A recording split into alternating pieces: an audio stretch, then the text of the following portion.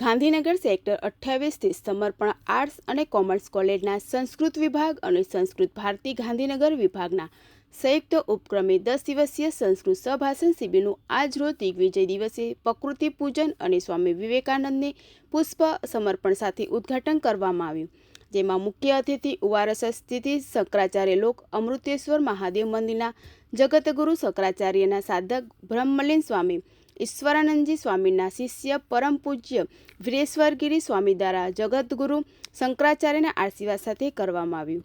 આ પ્રસંગે ગુજરાત યુનિવર્સિટી સંસ્કૃત વિભાગની અધ્યક્ષા, ગુજરાત રાજ્ય સંસ્કૃત બોર્ડની સદસ્ય પ્રોફેસર ડોક્ટર મયુરીબેન ભાટિયાએ વિદ્યાર્થીઓને સંસ્કૃત અભ્યાસ સાથે કારકિર્દી ઘડતર અને ઉજ્જવળ તકો સંદર્ભે માર્ગદર્શન પૂરું પાડી આશીર્વચન આપ્યા. કાર્યક્રમના અધ્યક્ષ અને સમર્પણ આર્ટ્સ અને કોમર્સ કોલેજના આચાર્ય, ગુજરાત રાજ્ય સંસ્કૃત બોર્ડના સભ્ય ડોક્ટર આશીષ જનકરાય દવે રાષ્ટ્ર ઉત્થાન અને સંસ્કૃતિ જગતમાં ભાષાનું મહત્વ સમજાવતા જણાવ્યું, જે પ્રકારે નાનકડા એવા ઇઝરાયલ દેશે પોતાનું રાષ્ટ્ર સન્માન પોતાની રાષ્ટ્રભાષા હિબ્રુ ભાષાના ઉત્થાન અને પુનઃસ્થાપન સાથે મેળવેલ છે, તે દ્રષ્ટાંત સાથે ભારતીય સંસ્કૃતિ અને ભારત દેશે વિશ્વગુરુ બનવું હશે તો દેશભાષા સંસ્કૃતિ લોકભાષા તરીકે સ્વીકારવી આવશ્યક છે.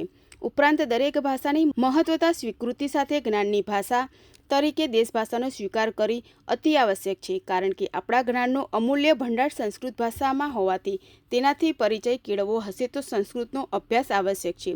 કાર્યક્રમનું સંચાલન ડોક્ટર ઠાકોર નાયક દ્વારા સમગ્ર આયોજન સંસ્થાના ઉપાચાર્ય ડોક્ટર હેમંત વૈષ્ણવ અને સંસ્કૃત વિભાગની અધ્યક્ષા ડોક્ટર અલ્પા પટેલ દ્વારા કરવામાં આવ્યું.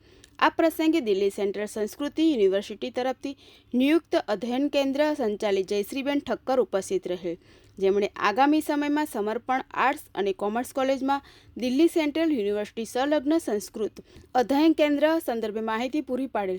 સમગ્ર શિબિરમાં પ્રશિક્ષણ સંસ્કૃત ભારતી ગાંધીનગર વિભાગ સંયોજક ડોક્ટર હિમાંશુભાઈ પંડ્યા દ્વારા કરવામાં આવશે. સંસ્થાના 95 વિદ્યાર્થી ભાઈ બહેનોએ આ શિબિરમાં અભ્યાસ શીખશે અને આગામી સમયમાં 7 દિવસીય નિવાસી વર્ગ માટે રૂચિ કેળવાશે. સમાપન સમારોહ તારીખ 20મી સપ્ટેમ્બર દિવસે રહેશે.